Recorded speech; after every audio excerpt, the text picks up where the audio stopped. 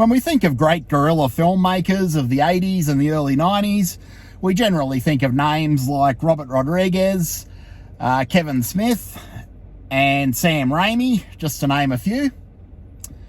And these guys have all been largely influential. I mean, Kevin Smith was basically gave a lot of us the template to make a movie for next to nothing. And looking back, he was quite an influence on our mockumentary Tabor Corn that we made back in about 2007. And these guys have all made their mark. They're all spoken about in hushed tones, but inexplicably there is one man that doesn't get spoken of a great deal, at least in terms of being an independent filmmaker or a guerrilla filmmaker. And his work in that field before he made it big, if you can call it that, has kind of been memory holed by Hollywood, which is strange and bizarre and something that makes absolutely no sense. And that filmmaker is Peter Jackson. So Peter Jackson, of course, is widely known as the Lord of the Rings guy or the King Kong guy. He's known for these epic blockbusters, these epic fantasy blockbusters.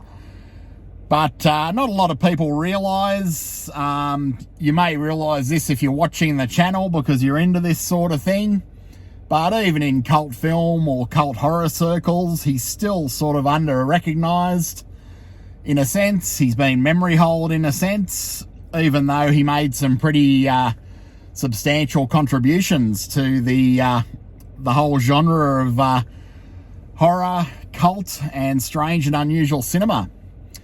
So today I thought I'd talk about his first movie being Bad Taste, which was completed in 1987.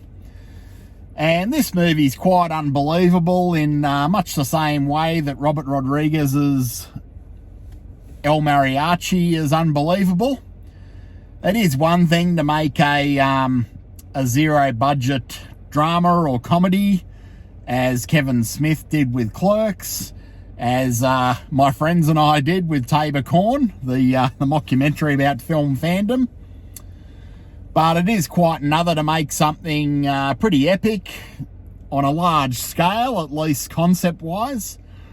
And that's what Peter Jackson was able to pull off, amazingly enough, while working full-time for the Postal Service in New Zealand as a young whippersnapper, a young man. And he basically got together with friends on weekends to make the alien splatstick classic that is Bad Taste. So Bad Taste, some of you may be familiar with it, some of you may not. So to go into the plot, it's basically about a company full of aliens who represent a fast food company from a galaxy far, far away. And they've taken over and decimated the small New Zealand town of Kaihoro. Kaihoro has a population of approximately 70 in this movie. I have no idea whether Kaihoro exists in real life or whether Kaihoro is fictitious. I'll have to look into that, I guess. But this movie is the stuff of legend, especially from back in the day when you didn't know a great deal about filmmakers. You learnt snippets from Fangoria and places like that. And, of course, the rumour mill from friends who are fans, friends who are hearing different bits and pieces. But this one was always surrounded by legend. Peter Jackson basically did film this one with borrowed equipment, with friends, doing his own rudimentary yet unbelievably impressive zero-budget special effects that still hold up to this day. And basically telling this epic story of aliens eating their way, chomping their way through a small New Zealand town. So this one has a vibe all of its own, a feel all of its own, much like Ozploitation movies. This one was shot across the ditch, across the ocean in New Zealand, in a tiny town. So everything does look alien to begin with. I guess especially if you're from the United States or if you're from the more arid places in Australia, The setting does look otherworldly, so really works in that regard. Peter Jackson wears a bunch of different hats in this one. He not only directs, not only shot the film, not only did the effects, not only wrote and produced, he also plays several roles in this movie, which I believe had nothing to do with narcissism or anything like that, or wanting to expand his acting capabilities, because basically he doesn't act anymore now that he doesn't have to. But he plays several roles in this movie. One role is the rather unhinged, rather eccentric scientist who works for the Astro Invasion and Defense Service or something like that. The acronym is AIDS. And yeah, so he works for this clandestine Kiwi organisation with his mates Barry and Ozzy and Mike. So they're investigating reports of alien activity over Kaihoro, and basically trying to get to the bottom of the mystery of who's eaten their way or slaughtered their way through the local populace. So Peter Jackson plays the role of Derek, the scientist in the Astro Investigation and Defense Service. And you've got him playing an alien as well, an alien called Robert. And in one scene, we actually see Peter Jackson torturing himself. We see Derek torturing Robert, which is something a bit different in the annals of independent filmmaking and acting. And otherwise, the rest of the small crew, I believe they were doing double duties as well. Mike, who plays Mike,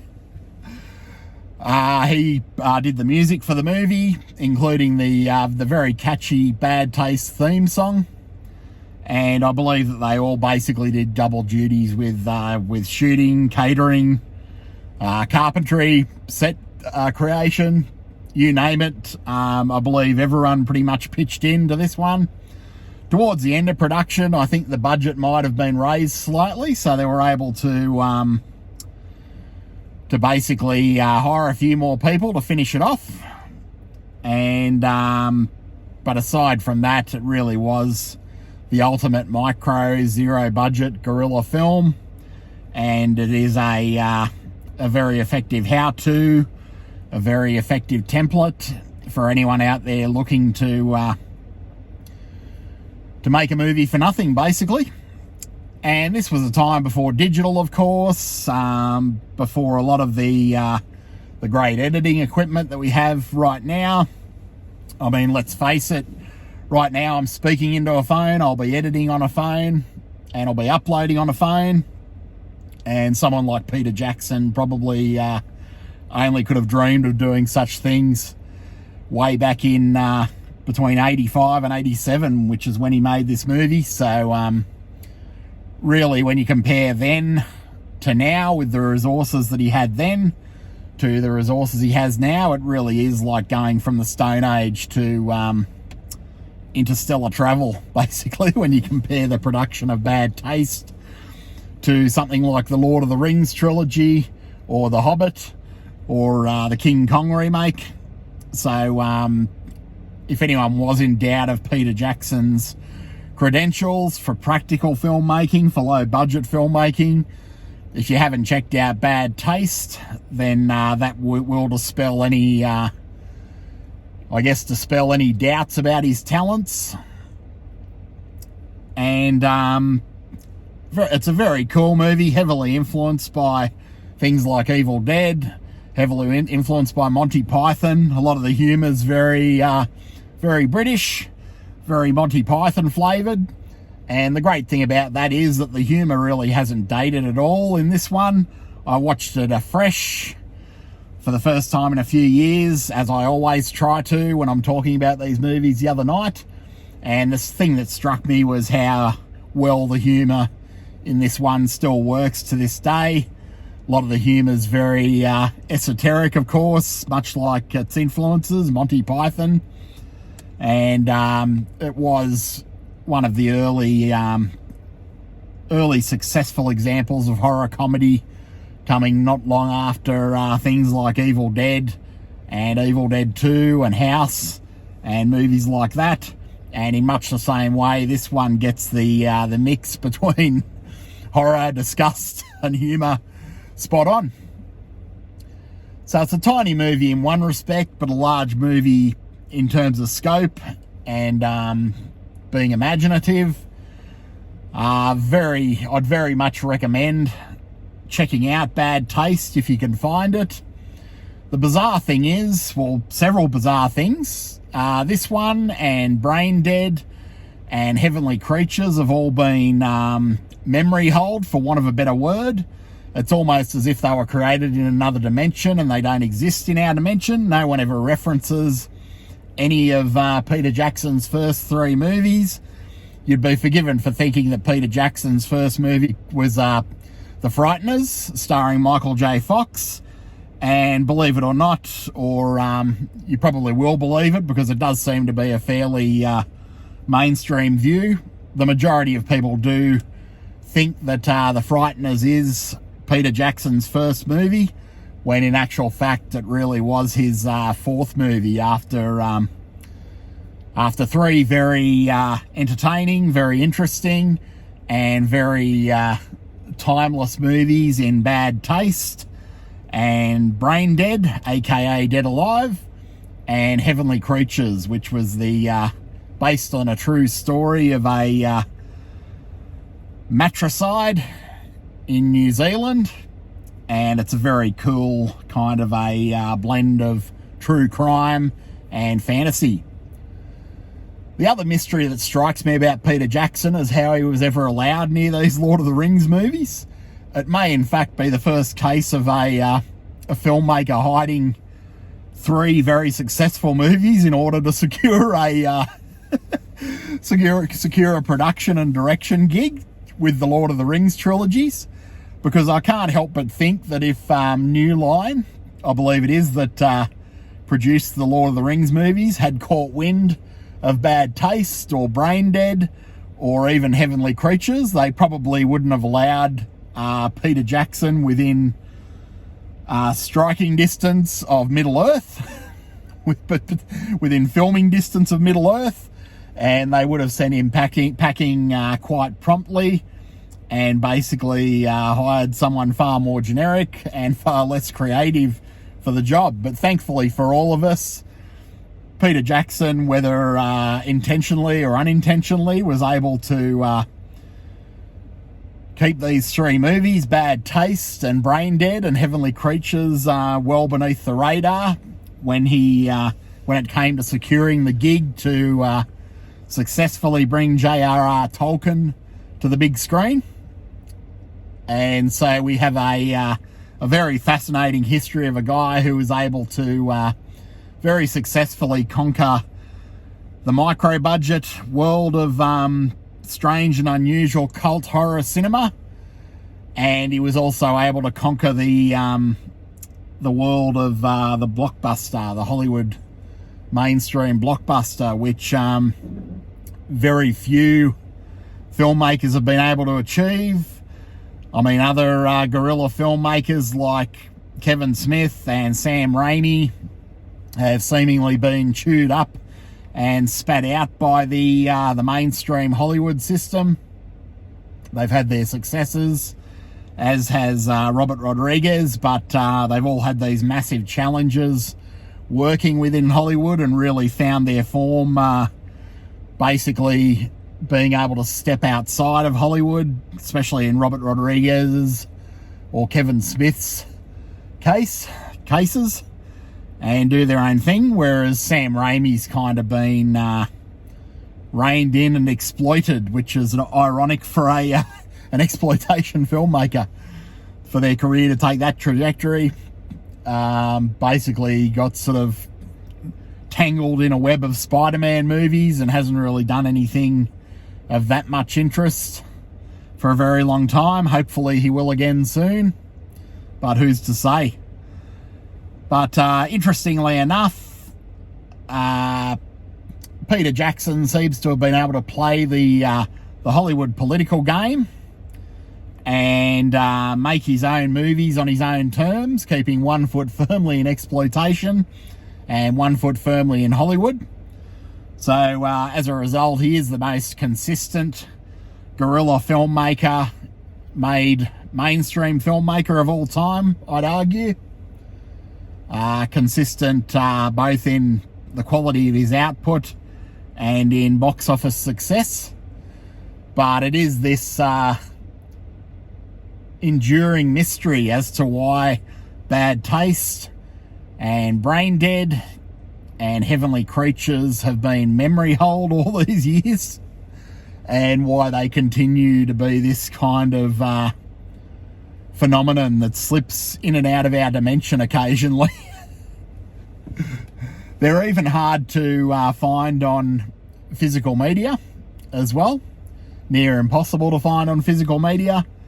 While I was watching Bad Taste, I thought that one reason for this may be the use, and probably the unauthorised use, of the Fab Four, the Beatles, in several scenes in the form of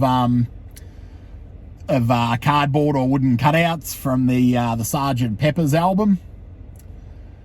And we see them in Derek's, I guess you'd call it the Derek-mobile.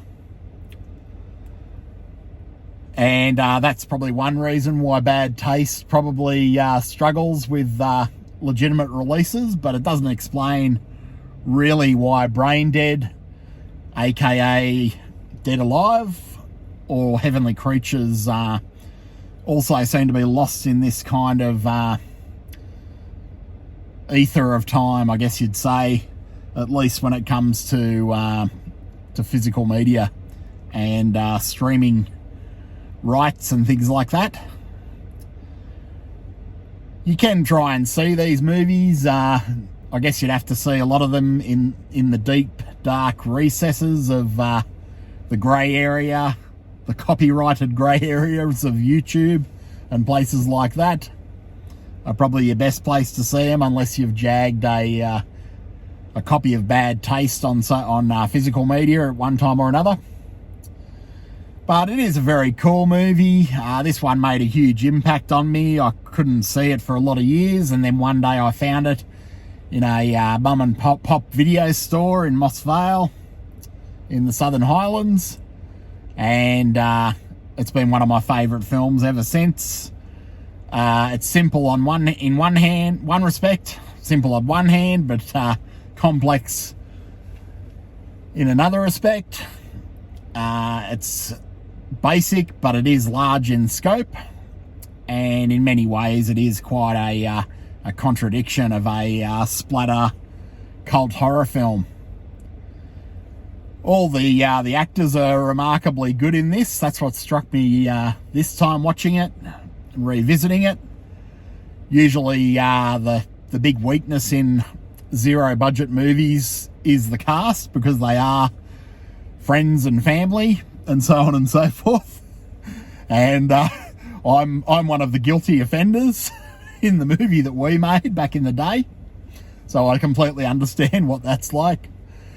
So yeah, usually the cast is a big weakness, but these guys all are able to hold their own. I think one of the most clever aspects is that I believe that these characters were heavily based on the actors playing them. They seem quite natural in the roles, with the exception of Peter Jackson, of course, because he is playing Robert, the demented alien, and Derek, the demented scientist from the Astro Investigation and Defence Service. The gore comes thick and fast with this one. It is, as I said, cleverly rudimentary and very effective, and it really does still hold up today. It gives you that wonderful gross out factor, and the movie really leaves its mark in those first 5 minutes where Barry has his first encounter with the aliens. I like that our heroes all have basically boring Australian or New Zealand names. We all know a Barry or a Derek or a Mike or an Aussie, and I think it is always cool when these characters have boring names as opposed to heroic names. So this was one of the first movies to really do that sort of thing, or at least one of the first that I can remember. And it really is quite successful in bringing the apocalypse, the alien apocalypse, to an ordinary little town that we can all relate to, even if it does look a little bit off, because New Zealand, of course, has the black beaches and things like that. So the cool thing is, if you're watching outside of New Zealand, it does have an otherworldly vibe to it, on top of the alien elements. So not a lot else to say about Bad Taste, I guess, without a bunch of spoilers. This one has everything. It has horror, it has action, has all those great exploitation elements. As I said, it does continue to baffle me how forgotten, how unknown not only this movie, but Brain Dead, aka Dead Alive, and Heavenly Creatures are. I mean, these are three great films. They're, I guess you'd call them Peter Jackson's Kiwi trilogy. And he did follow those up with The Frighteners, which of course led to him becoming noticed and getting him the gigs on Lord of the Rings and King Kong and everything else that he's done since. So definitely movies to revisit, definitely movies to check out if you are a young budding guerrilla filmmaker, or even an old budding guerrilla filmmaker. Bad Taste is quite interesting for educational purposes, although it'll be interesting to see how relevant movies like this stay with the continuing horrifying rollout of AI. I guess many of the traditional zero-budget filmmaking skills and tricks of the trade will probably be obsolete, or hopefully I'm wrong, and these sort of movies will find a new audience, and there'll be a thirst for these kind of movies. I mean, the recent success of things like Obsession and Backrooms does suggest that AI hasn't captured our souls just yet. I mean, it's a handy tool and all the rest of it, but I don't know how many people have the palate for completely AI films, which is good, or completely AI music. A lot of us are going back to physical media, back to vinyl, and back to books, back to anything tactile that we can do to feel human, to feel more human, and to feel less like the aliens in Bad Taste. So that's about all that I have time for on Bad Taste, directed by Peter Jackson from 1987. Definitely one to put on the movie bucket list. And if you're enjoying the content here on the channel, do a brother a favour and like, share and subscribe. And otherwise, I'm off to enjoy the rest of my weekend. Hope you are too. And as always, take it easy, and I look forward to seeing you next time.